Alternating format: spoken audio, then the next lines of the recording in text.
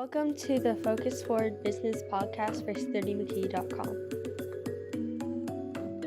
Hey, welcome and thank you for joining us. Welcome to the Focus Forward Business Podcast. I'm your host, Sturdy McKee.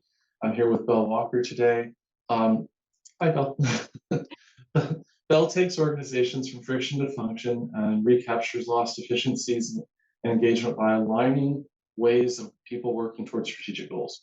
And she works with people spanning industries from tech, professional services, nonprofits, and more. Belle began her career at Google, building a nationwide aerial photography operation. And she's built product management and customer service organizations as well. Thanks for being here, Belle. I really appreciate it. Welcome. Thank you for having me. I'm super excited for this conversation. Cool. Me too. So let's just start by you telling us more about taking organizations. I'm going to be really broad. That idea of taking organizations from friction to function. What does that mean? Yeah, so it's a great question to ask. I'm going to give probably a somewhat unsatisfying answer because what I've found is that notion of friction seems Mhm. to really resonate with people who are experiencing it. And I really struggled to put more information behind it. So let me pause for 1 second and speak to all the technical folks out there who are saying, but without any friction, the world doesn't function. Yes, that's right. Here's the engineer background. Yeah, but when you have the correct amount of friction, we don't think about it as friction. We think of it as the ability to grab our mug, pick it up, and have a drink, not the friction that enables that. When you're aware of friction as a concept, that feeling that energy is being wasted in some invisible, dragging way, that is the kind of friction that I'm talking about in this context. And it happens regularly to businesses that have sort of outgrown the structures, the processes that got them to where they are and haven't figured out how to adapt them yet. So they're losing all this energy to a misalignment, right, between where they started and where they are now. And where they want to go. Exactly. Right. Yeah. Yeah. Yeah. I've seen that. I mean, I love your take on it, but I've seen these kind of predictable moments where what got you here won't get you there. And it, so Rand Stagen actually said this the first time I heard it, and it made total sense to me. He was giving a talk and he put up a picture of his daughter and he talked about how wonderful she is and unique she is. And she was like 1 year old in the picture. She was much older at the time, but it's like, she's wonderful and unique and precious to us and eminently predictable. And I love that because from a clinical background myself, right? I'm like, yeah, we looked at pediatric milestones and all that stuff. And child development is pretty predictable. You know roughly when they're going to, walk, when they're going to crawl, when they're going to talk, when they're going to sit up, when they're going to, eat solids, all these different things, right? And then he said, just like your business. And everybody in the room kind of went, what? And I'm like, oh, right. And basically these bottlenecks what I've seen happen at around 5, 10, 25, 50, 100, 200, 500, 1,000 employees. Like the systems that got you to the 25 won't necessarily get you to 50 and definitely won't get you to 100. What's your experience for that kind of thing?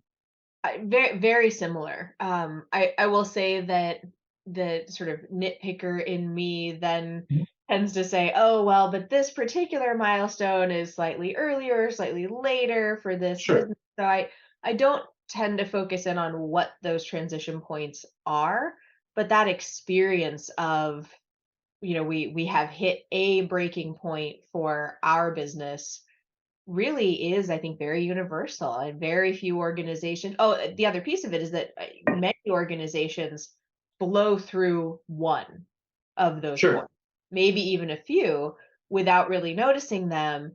And so I think it can be easy to get complacent and say, oh, well, I made it to 25 people and I didn't really have those major pain points. And what I more often see is that you did have those pain points. You also had the innate skills that were needed in those moments to overcome them.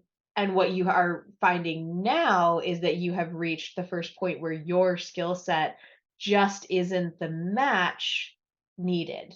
And for those who hit that break point really, really, really early, good news, probably your skill set is going to be better matched to a later break point that you will then blow through without noticing it.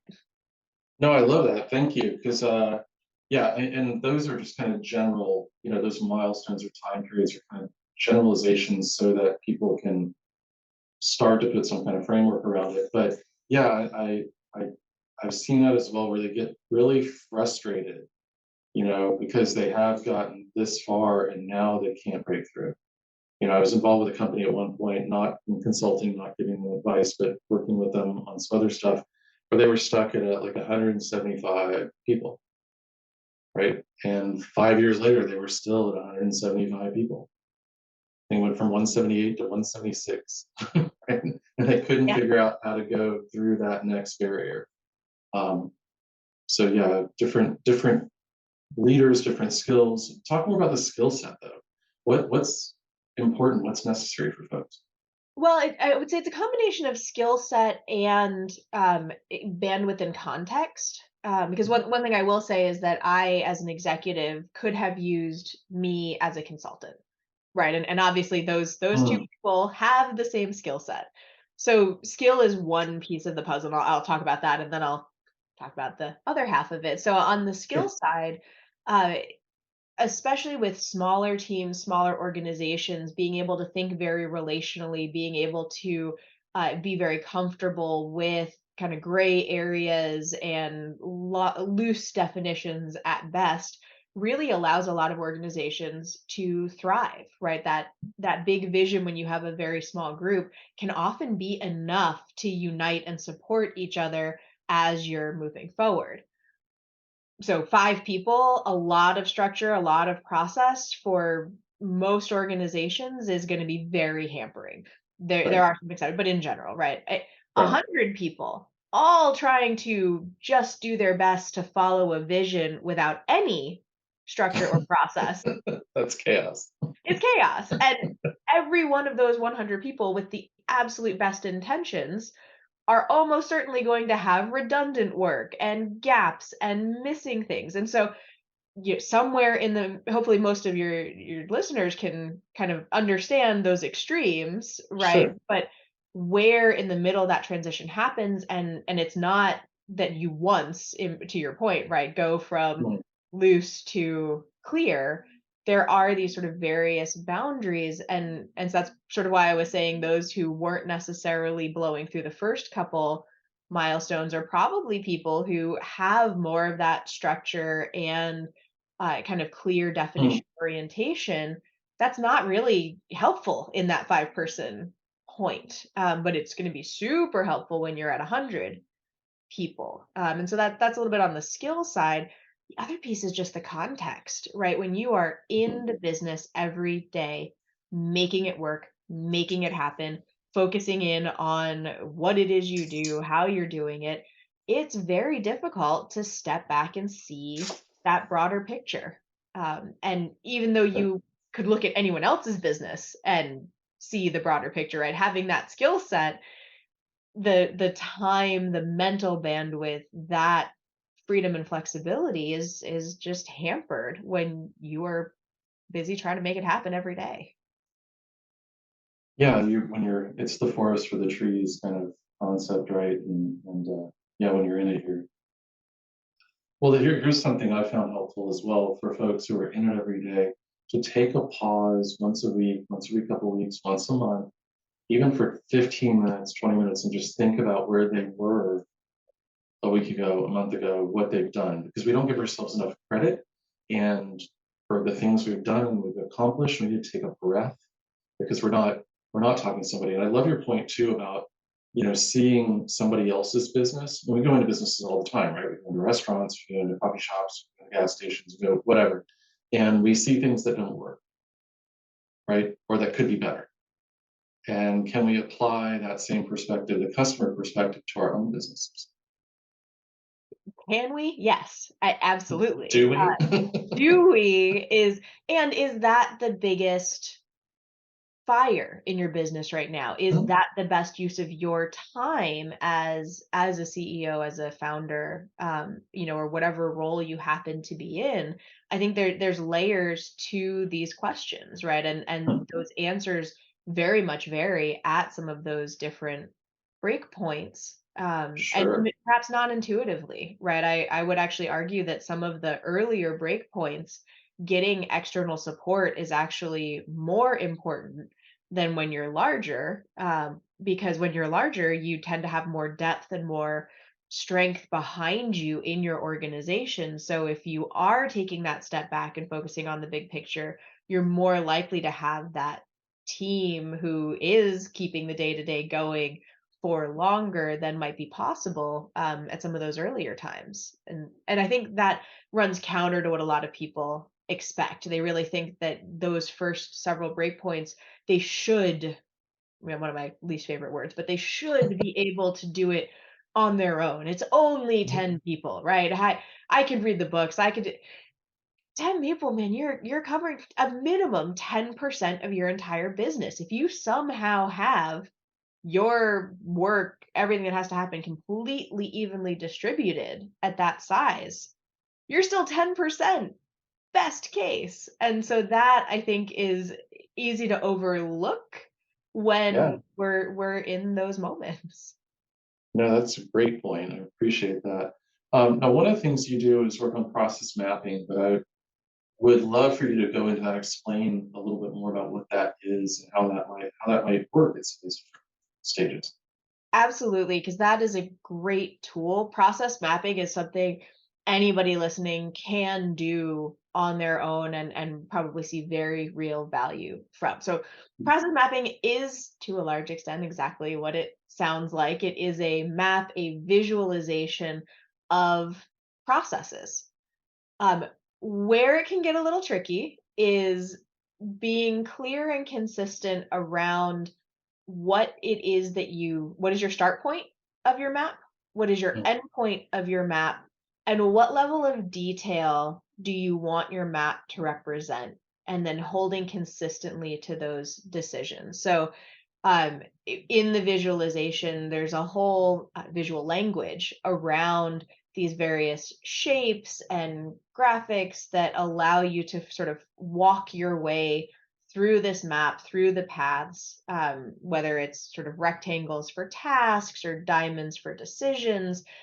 And when you're familiar and comfortable with this visual language, these become incredibly powerful tools that anyone in an organization can use to understand what needs to happen, who needs to do it, how their work fits into the bigger picture, where there are gaps, where there are maybe overlaps that are unintentional, and uh, getting again being able to articulate it can be a bit of an adventure, because the goal is to map the process as it currently is, and there's something called the spotlight effect, where when you look at something, it's very difficult for it to remain unchanged now that it is the focus of that attention. And so I will say I have never yet created a process map where, in mapping the current state, there was not at least one thing that the people I was working with did not insist on changing absolutely immediately, just because seeing it as it was, suddenly being face to face with this step in their process, this decision, it felt silly. So I'll give an example, so people can understand this. I worked with a company where part of their financial accounting process involved doing a physical printout from their accounting software, scanning the printout, and uploading it into their accounting software. Okay. And when you say it like that, it sounds a little bit, why? Who on earth? Now, when you go back through the history of the company, it actually makes perfect sense. The two pieces of the accounting software that they were using used to live in completely different tool sets. The company had a pretty long history. Print to PDF alone was not really common when those processes were first established. So printing it out, scanning it, getting it into the other software absolutely was an important and valuable piece of their process a decade or two ago. Right. And because that was just how things were done, no one had, and because it was technically two different pieces of their accounting software, Mhm. no one had really stopped to think about, wait, why are we doing this? But the moment they were telling me about it, and I asked, wait, just to double check, is this actually what I heard? They Mhm. said, "Oh, wow, yes, and 1, let's check if we can access this information from the, across the accounting Directly. software which they could." But even if they couldn't, they could have saved themselves a few minutes every time they ran this process just by printing the PDF instead of paper, print, scan, not to mention the trees. And so that's what I mean about, sometimes the spotlight effect, you shine the light, and there's a totally, smart people making good decisions at the time, Mhm. developed a process that worked, and maybe it's not working quite the way you want it to now. Right. Well, I love that because it's such a simple process, right? And I mean, this is something I advocate for as well. Is like if when I ask my clients, is it, do you have a process? And invariably the answer is yes. Is it documented?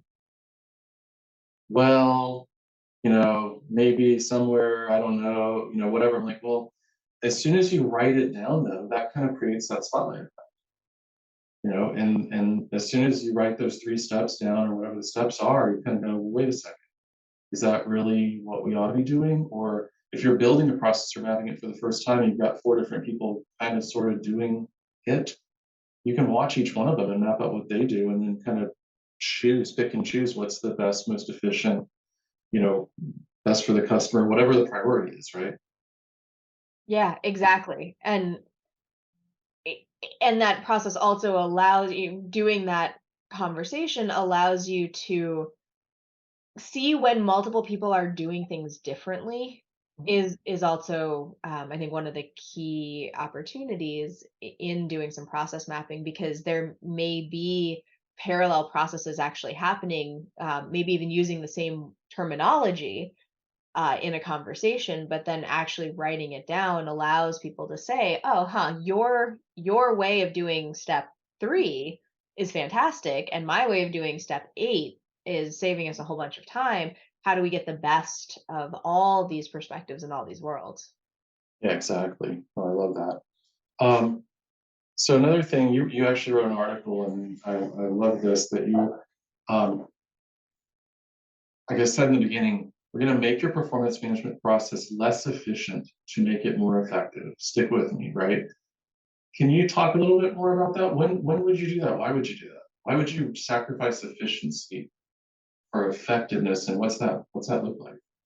Yeah, so in that particular context, the analogy that I drew in that article, I think, is valuable even for people who don't like sports, but it is a sports metaphor. I do sports all the time as analogies, so go for it. Oh, oh, good. Yeah. Well, whether you are the baseball fan who loves all the stats, knows all the stats, or know somebody who is that, or have just been annoyed by somebody reading you all the stats, I Right, think most Americans at least are aware that baseball as a game has a bajillion stats. right.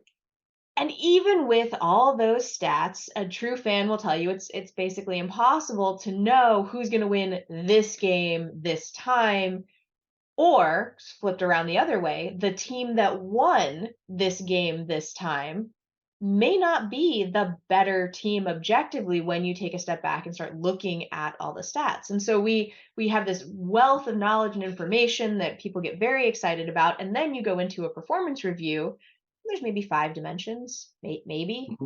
Mhm. It's this incredibly narrow focus. Often a lot of performance management comes down to, here is one list of like yes no checklist items, and that's what we're basing our performance evaluation on. And that discrepancy, when I was talking to a colleague, and this came up, and it just shocked me when I stopped to think about it, that we put all this nuance and depth into talking about performance of a sports team, and so much less nuance and depth when we're talking about the performance of our employees, our teams, sometimes even our entire business.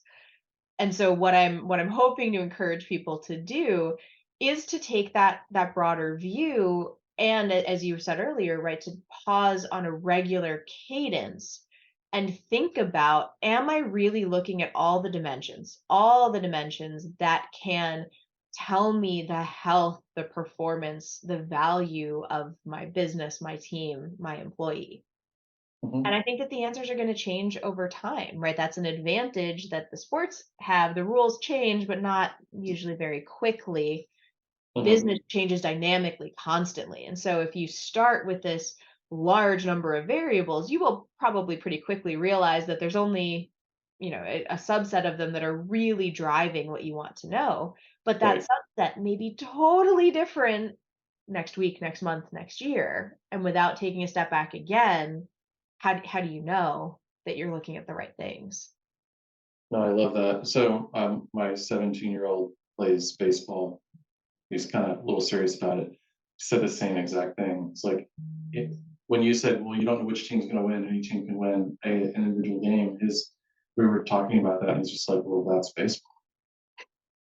It's like that's just the way it is, right? That's why they play series for the playoffs and what have you, right? It's yeah, anybody.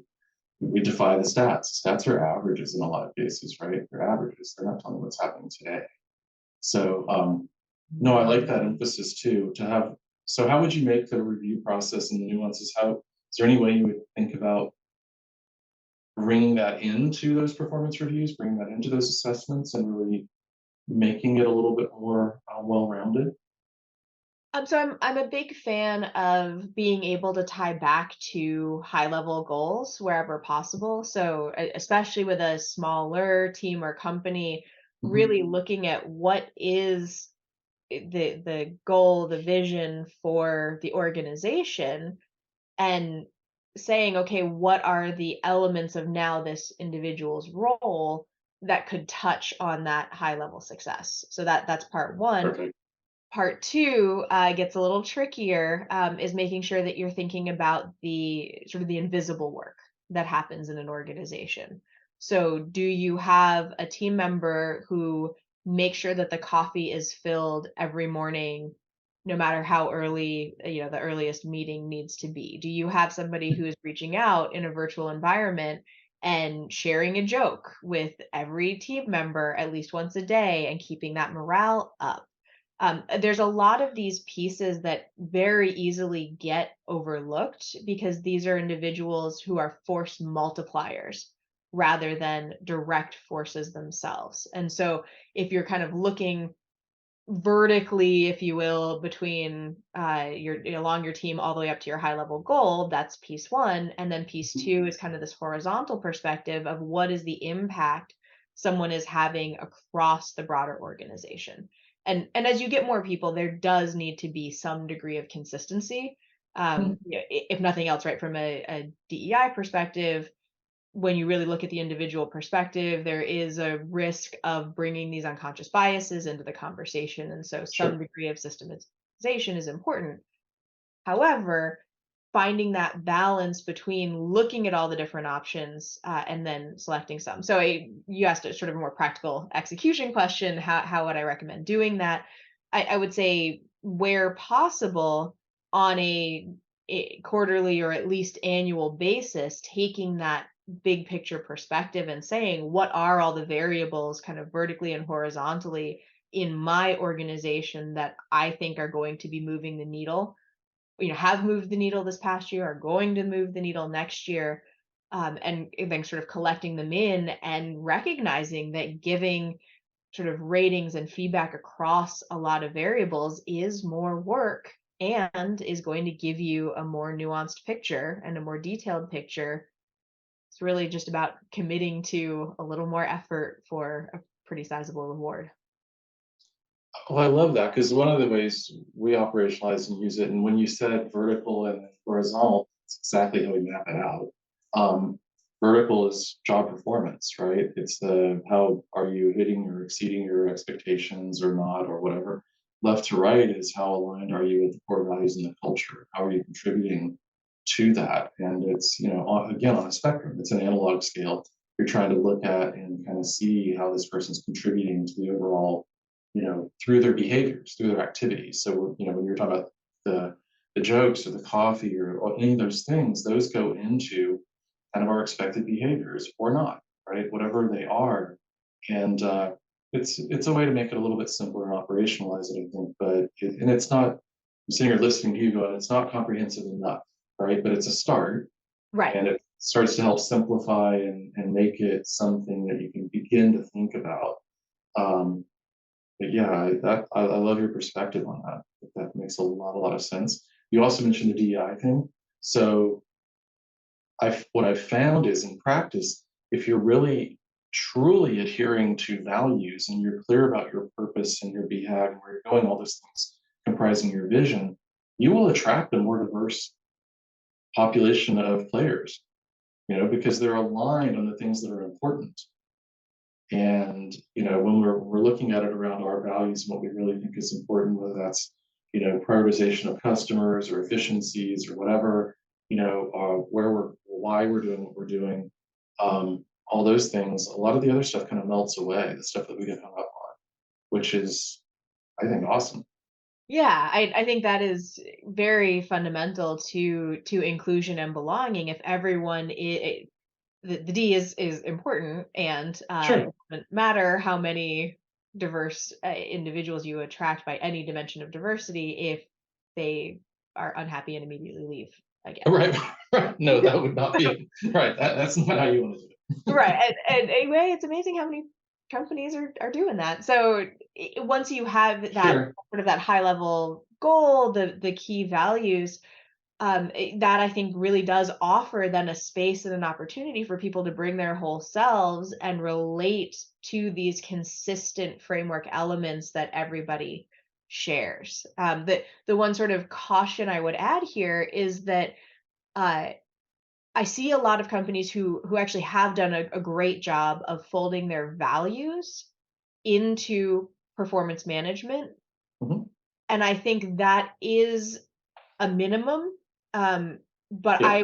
I would say to just reiterate that there is more to that, and I pick the coffee and I pick the jokes for a reason, because it's Right. highly unlikely that those actually map really cleanly to a core value. And Mhm. a a collegiate, right, people who have that sort of humor moments together, there's a lot of data that those are more productive, more effective teams.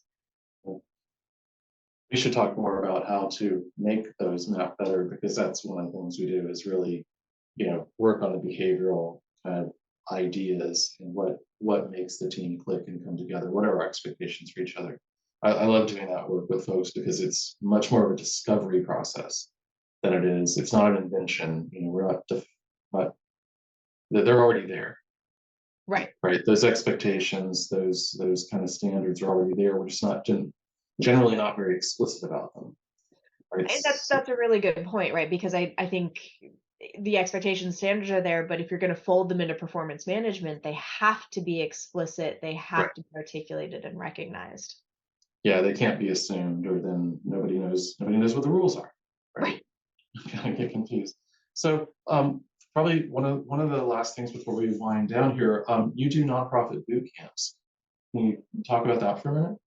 What do those Yeah. entail? Yeah, so that came out of the first, decade and a half of my career. As I was going through the for-profit world, I was Mhm. very fortunate to have access to a bunch of management training, leadership training, resources, support, and I had very close friends who were on their own career path through the nonprofit world. And this has changed a little bit since then, but at the time they had basically no access to uh, any of these resources, right? No one was offering support around leadership, around management, and how to drive change systemically and organizationally in the broader world. Really, it was all, we have the same mission, let's have Mhm. at it, and best of luck to us. And so as I have moved into an independent consulting world, I have now connected with colleagues who have complementary skill sets to my own, where I now have a network where we can actually provide some of that training, those resources, and that support. And so the focus really is around making available to nonprofit leaders lessons and tools and just concepts from the for-profit world that are centered around making the workplace, the culture, the team more aligned, more effective, more cohesive. And so it doesn't really matter whether you're trying to create, all the money you can possibly create or meaningful change in the world. These are going to be valuable skills. And bluntly, I see too many nonprofits with toxic cultures. Those are the folks who are Mhm. making our world a better place. The least we can do is help make their lives less painful while A they're at little it. better. Yeah. No, no, I love it. I guess what I see with, or at least the folks I work with, there's a balance between making the world a better place and making, money. And if it's done well, in a lot of cases, those are very, very synergistic and aligned. Right? The more value, the more good I do, the better I get paid. Awesome. That's how you kind of, that's ideal, right? You Right. line it up that way. But yeah, you're managing an organization, and an organization is a group of people. So I don't see nearly as many differences, I think, as kind of the conventional wisdom between a nonprofit and a for-profit business.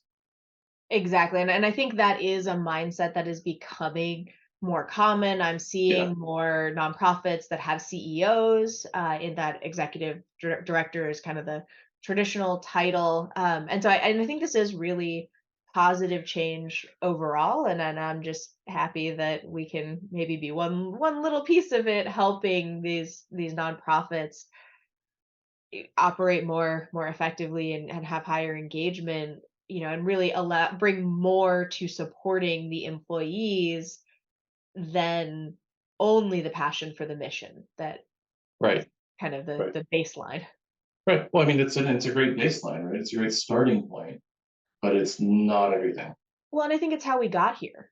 Right, Hmm. is because you do have so many people who are so passionate about the mission that there has been a willingness to, bluntly, to put up with Right. behaviors and again, almost entirely coming from good intentions and from good places, but folks who have never had the opportunity to see how that force multiplier effect works, right? How investing in their teams and the internal operational element actually yields a larger external result. If you haven't had that exposure, it's very instinctive, I think, to be entirely externally focused when you have this Hmm. mission. And I think that's how a lot of these organizations have ended up in tricky spots. And so if we can bring Hmm. some of that awareness to all levels of leadership, then everyone is going to win. Love it. No, that's awesome. Any other thoughts you want to leave us with before we find out? Yeah, I think we've covered a pretty solid gamut. Yeah. I think you've gotten a pretty good view into how my brain works, which is always fun. And I No. and I love seeing how so many of the things that I think are important and foundational and fundamental for the work I do are explicit topics of conversation with your clients, with your audience. Because I can't be successful if folks don't know where they're trying to go. No, yeah, exactly, exactly. But I love your insights, Belle. This has been another awesome, awesome conversation. Appreciate it. Um, Thank you, everybody, for listening, and we'll catch you next time on the Focus Forward Business Podcast. Thank you for listening.